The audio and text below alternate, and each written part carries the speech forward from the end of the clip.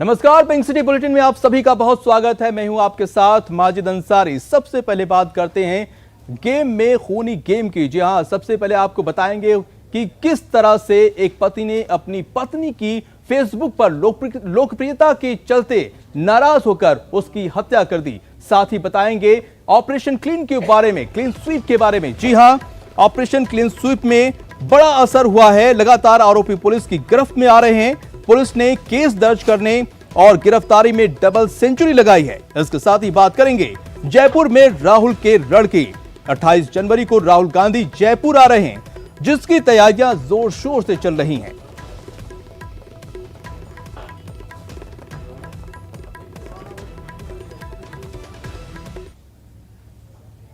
सबसे पहले बात गेम में खूनी गेम की।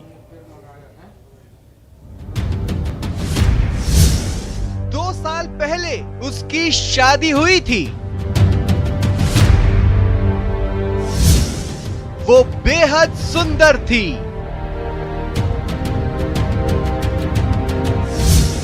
वो हमेशा मोबाइल पर व्यस्त रहती थी।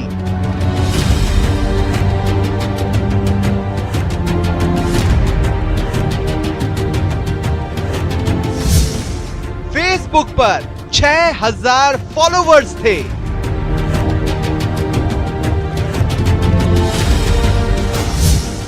उसके चाल चलन पर पति को शक था।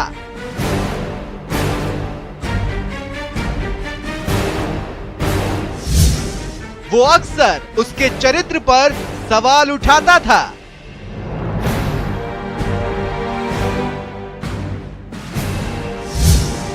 और एक दिन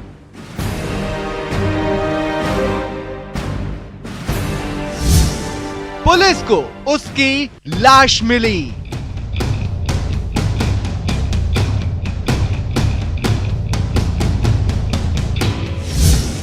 उसके सिर को कुचला गया था।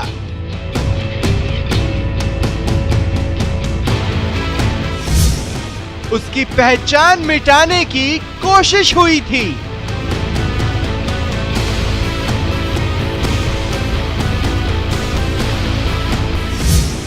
उसकी बेरहमी से हत्या की गई थी।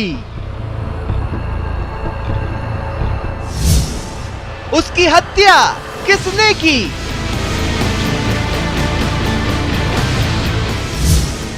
सिर कुचले शव का राज क्या है? क्योंकि उसे अपनी पत्नी के चाल चलन पर शक था, और शक इसलिए क्योंकि वो हमेशा मोबाइल फोन पर बिजी रहती थी, सोशल मीडिया पर ज्यादा एक्टिव रहती थी।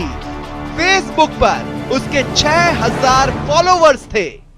यही बात रेशमा उर्फ नैना मंगलानी के पति अयाज अहमद को अंदर ही अंदर कचोटती रहती थी। इसकी आप फेसबुक देखेंगे मृतका की, तो उससे भी फेसबुक देखने से भी चरित्र पे डाउट फेसबुक पेज देखने से ही हो जाता है।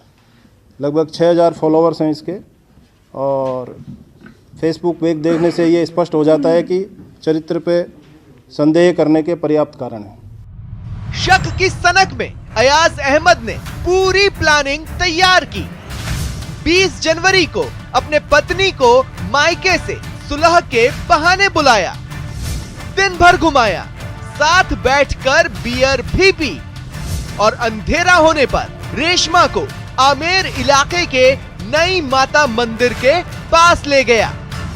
पहले रेशमा का गला घोटा, फिर एक बड़े पत्थर से उसका चेहरा कुचला और मौके से फरार हो गया।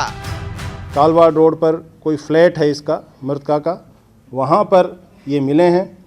वहाँ इसने षड्यंत्र पूर्वक मृतका को बियर पिलाई, और वहाँ से फिर ये लेकर के इसको यहाँ पर आया और रात के अंधेरे में मर्डर करके फरार हो गया।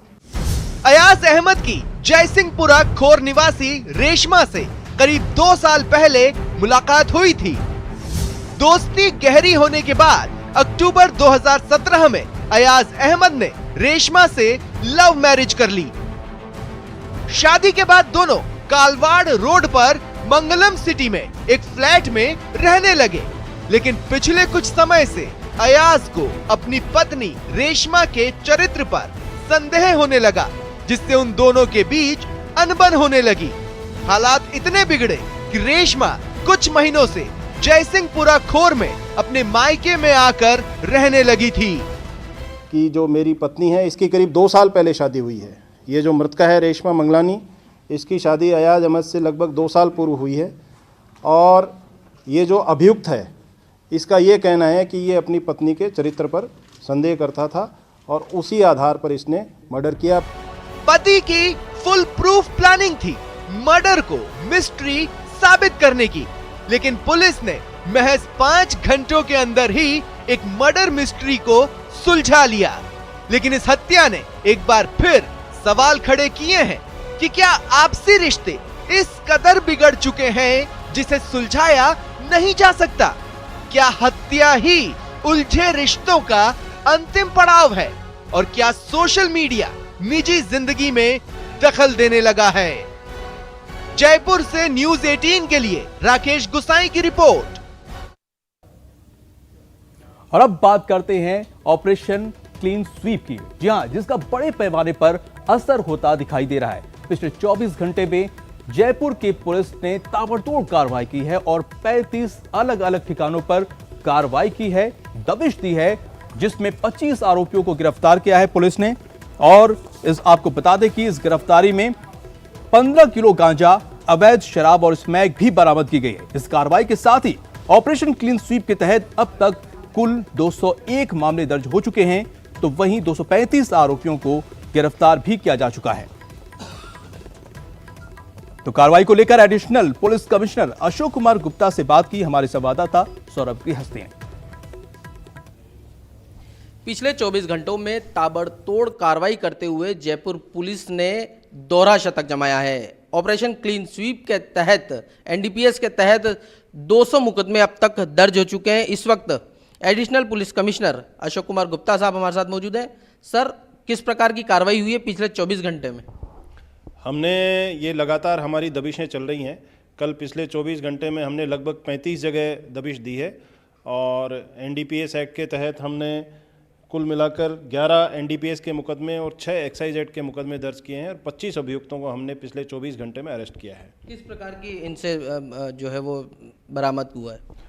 कुछ 15 किलो के आसपास गांजा है, कुछ थोड़ी सी मात्रा में स्मैक है और शराब है, ये हमने बरामद किया है। और अभी तक जैसा आपने बताया कि हमारा जो ऑपरेशन क्लीन स्वीप चल रहा है पिछले 2.5 महीने से, हमारा 201 कार्रवाइयाँ इसमें पूरी हो चुकी हैं और 236 अभियुक्तों को अब तक हम गिरफ्तार कर चुके हैं। इस दौरान क्योंकि आपने बताया कि बहुत कम समय में बहुत बड़ी उपलब्धि जो है वो जयपुर पुलिस ने हासिल की है, लेकिन इसके पीछे क्योंकि किस प्रकार की मंशा, ये बताया जाता है कि नशे के खिलाफ जिस प्रकार से युवा इसमें शामिल हो रहे हैं, कई तस्कर इसमें नशे का काम करते हैं। हमारा मेन फोकस इसमें यही है, युवा हमारा फोकस पॉइंट है और हमने यही तय किया कि धीरे धीरे युवा जो है वो नशे की तरफ प्रवृत्त नहीं हो जाए और उसको नशे की प्रवृत्ति से बाहर निकालना हमारा इस अभियान का सबसे बड़ा उद्देश्य ये है। हमारी किसी को पकड़ना, अरेस्ट करना, ये इसके पीछे भावना यही है कि युवा पीढ़ी जो है वो नशे की प्रवृत्ति की ओर नहीं चली जाए। Thank you sir. तो काफ़ी कम समय में बड़ी उपलब्धि जयपुर पुलिस ने हासिल की है नशे के खिलाफ। ऑपरेशन क्लीन स्वीप आगे भी जारी रहेगा। कैमरा पर्सन सोहन शर्मा के साथ सौरभ गृहस्थी, न्यूज 18 राजस्थान, जयपुर। और अब बात सरकार के महा अभियान पर न्यूज 18 की मुहिम की। जिम्मेदार है तो जिम्मेदारी निभाइए, समझदार है तो गहलोत सरकार के कदम से कदम मिलाइए। मुहिम बड़ी है, न्यूज 18 सरकार के साथ है, आप भी साथी बनिए। जिम्मेदारी सबकी है, सरकार की, हमारी और आपकी। वेरिफिकेशन की अहमियत समझिए, जागरूक बनिए। बस अब और नहीं, कसम खाइए, शपथ लीजिए, कहीं भी कोई संदिग्ध दिखे तो पुलिस को फोन कीजिए, हमें बताइए, क्योंकि हर घर की पहचान जरूरी है। ऑपरेशन क्लीन, सबकी भागीदारी। न्यूज 18 राजस्थान। और अब बात करते हैं खून के दलालों की। जी हां, प्रदेश के सबसे बड़े अस्पताल एसएमएस अस्पताल में 2 खून के दलालों को पुलिस ने गिरफ्तार किया है। जी हां, पुलिस को ये बड़ी कामयाबी मिली है। आपको बता दें कि मरीजों से, ये आरोपी मरीजों के परिजनों से संपर्क कर खून उपलब्ध करवाते थे। पुलिस ने दोनों आरोपियों को गिरफ्तार कर लिया है। वहीं अस्पताल के अधीक्षक डॉक्टर DS मीणा ने कहा है कि अस्पताल में खून के दलालों की मिल रही शिकायतों को देखते हुए कल से नई व्यवस्था लागू होगी, जिसके तहत अब वार्ड बॉय और आपको बता दें कि सिस्टर ही मरीजों को ब्लड सैंपल ब्लड बैंक में देंगे, और जिससे कि परिजनों का हस्तक्षेप कम होगा और दलालों पर भी लगाम लग सकेगी।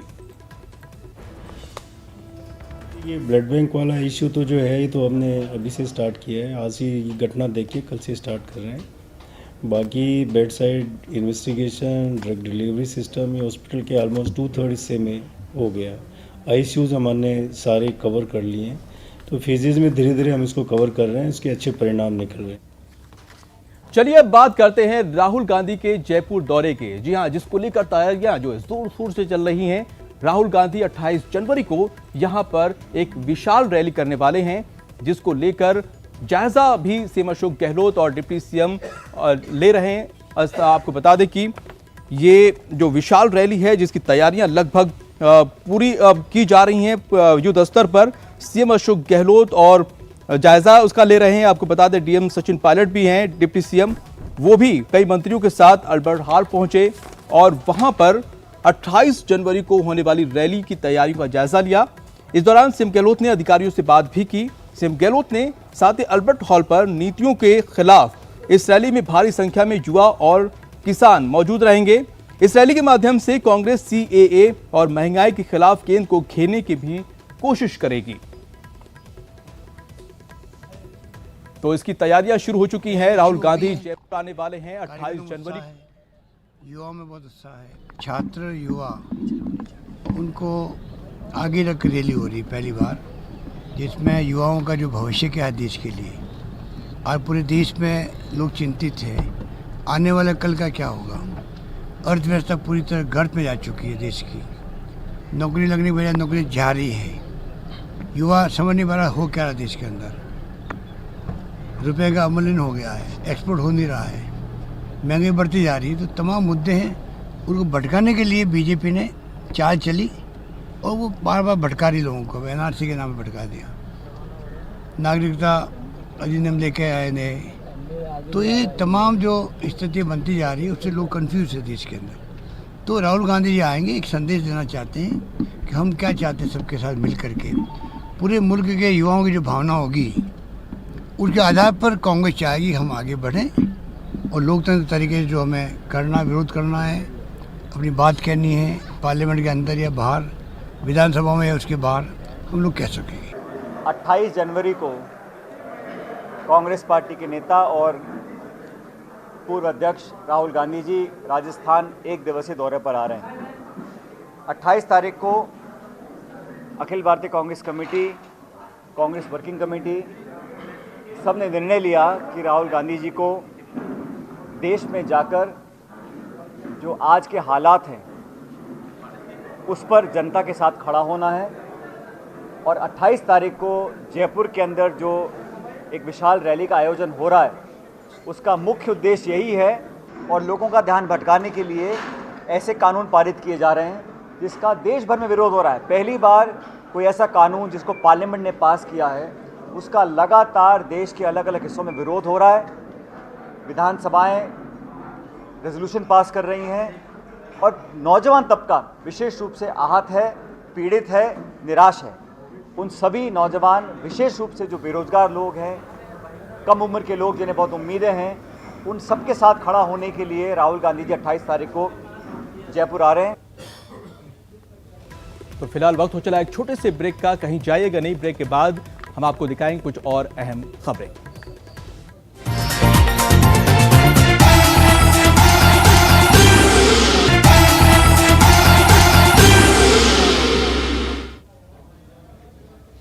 ब्रेक के बाद आपका स्वागत। अब बात करते हैं गांव के सरकार की। पंच सरपंच के दूसरे चरण का कल मतदान होना है और ये जो मतदान है सुबह 8 बजे से शाम 5 बजे तक होगा। लेकिन तैयारियां पूरी हो चुकी हैं, मगर वहीं पर एक कुनबे में कलह मची हुई है। ये रिपोर्ट देखिए। पत्नी ने ठोका खम, भतीजे ने भी दिखाया दम। सत्ता की लड़ाई परिवार तक आई। कुनबे में कलह, पति के सामने पत्नी ताल ठोक रही हो, उसका सियासी समीकरण बिगाड़ रही हो, तो पति पत्नी को वोट नहीं देने की अपील क्यों ना करे। इसलिए हरदेव पब्लिक से अपनी पत्नी को वोट ना देने की अपील कर रहे हैं। सबसे मेरा एक निवेदन और भी है, कोई यदि आपको गुमराह करे, कोई बहकावे कि भाई इनकी पत्नी के निशाने पे भी बताए, तो आप उसके ऊपर वोट मत देना। कोई भी मेरे निशाने पे वोट देना है। हरदेव 2 बार सरपंच रह चुके हैं, मगर तीसरी बार पत्नी के मैदान में आ जाने से मुश्किलें बढ़ गई हैं। पत्नी पति के चुनाव प्रचार से पूरी तरह दूर है, घर गृहस्थी में व्यस्त। खैर, हरदेव की मुश्किलें बढ़ाने वालों में सिर्फ उनकी पत्नी का ही नाम नहीं है, उनका भतीजा भी उन्हें पटखनी देने की फिराक में जुटा है। विकास करूंगा गांव का, और जो भी समस्या होगा उनको हल करूंगा। अच्छा, और युवाओं की रुझान है ज्यादा से ज्यादा मत देके विजय बनाए। अच्छा कहीं और जनता मेरे साथ है, और जनता के मानस से ही बाहर आया हूँ। जी हाँ, बिल्कुल ठीक सुना आपने। चाचा चाची की लड़ाई में भतीजा मैदान मारने की जुगत में जुटा है। रामकुमार को गैस चूल्हा चुनाव चिन्ह मिला है। 3 बार इनके दादा सरपंच रहे, 2 बार चाचा चुनाव जीत गए। वादे के मुताबिक भतीजे को चुनाव लड़ना था, मगर चाचा ने ना कर दी, तो भतीजे ने मैदान में उतरकर चाचा और चाची की मुश्किलें बढ़ा दी। चाचा और चाची मैदान में है, भतीजे को इसलिए कूदना पड़ा कि जो युवाओं की रुझान है और गांव का विकास करवाने के लिए, और जनता की अंदर से भावना ही कि आप आगे आओ। गोविंदगढ़ पंचायत समिति के किशनपुरा गांव में पति पत्नी के बीच भतीजे की त्रिकोणीय लड़ाई रोमांचक हो गई है। 15 उम्मीदवार मैदान में हैं, इनमें कोई वोट कटवा है, तो कई एक दूसरे को सीधे नुकसान पहुंचा रहे हैं। सरपंच का ओहदा इतना मलाईदार हो गया है कि ये परिवारों को आपस में लड़ाने लगा है। कहीं पत्नी पति के सामने खड़ी है तो भाई से भाई लड़ रहा है, तो कहीं पर देवरानी जेठानी का मुकाबला कर रही है। हमारे परिपक्व लोकतंत्र की मजबूती की यही निशानी है। कैमरा पर्सन दिलीप चेची के साथ बाबूलाल धायल, न्यूज़ 18, किशनमानपुरा गांव, जयपुर। बात करते हैं जयपुर एयरपोर्ट की, जहां पर यात्रियों की सुविधा के लिए आपको बता दें कि उसका विस्तार किया जाना था, लेकिन यह विस्तार बेहद ही सुस्त गति से चल रहा है। आपको बता दें कि एयरपोर्ट पर अराइवल गेट और डिपार्चर गेट एक साथ तैयार करना था, लेकिन ये गेट एक साथ तैयार नहीं हो पाया। आपको बता दें कि अराइवल गेट तो तैयार हो गया, लेकिन डिपार्चर गेट वो अभी तक तैयार नहीं हो पाया है, जिसकी वजह से यात्रियों को यहां पर सुविधा की बजाय असुविधा हो रही है, उन्हें परेशानी हो रही है। आपको बता दें कि हमारा ये जा रहा है कि 15 फरवरी तक डिपार्चर गेट का काम पूरा हो जाएगा और उसे नॉटम लगने से पहले खोल दिया जाएगा। वहीं नए इंटरनेशनल एयरपोर्ट बनाने जा रहे टर्मिनल, आपको बता दें टर्मिनल 1 का काम भी अभी तक पूरा नहीं हुआ है। एयरपोर्ट डायरेक्टर का कहना है कि 31 मार्च तक टर्मिनल 1 का काम पूरा हो जाएगा। इन सब के बीच बढ़ती तारीखों से यात्रियों की परेशानी बढ़ सकती है।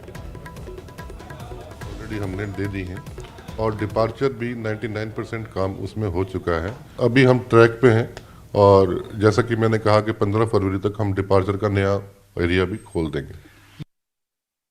मैं इस समय जयपुर इंटरनेशनल एयरपोर्ट के नए डिपार्चर गेट पर खड़ा हूं। ये नया डिपार्चर गेट खुलने की कई तारीखें दी जा चुकी हैं, लेकिन अभी तक ये खुला नहीं है। आज एक बार फिर 15 फरवरी से पहले इसे खोलने की तारीख दी गई है, लेकिन देखना यह है कि ये वाकई खुल पाता है या नहीं, क्योंकि ये बोर्ड यहाँ पर कई महीनों से चस्पा है जिस पे लिखा हुआ है यात्रियों की सुविधाओं के विस्तार का कार्य प्रगति पर है।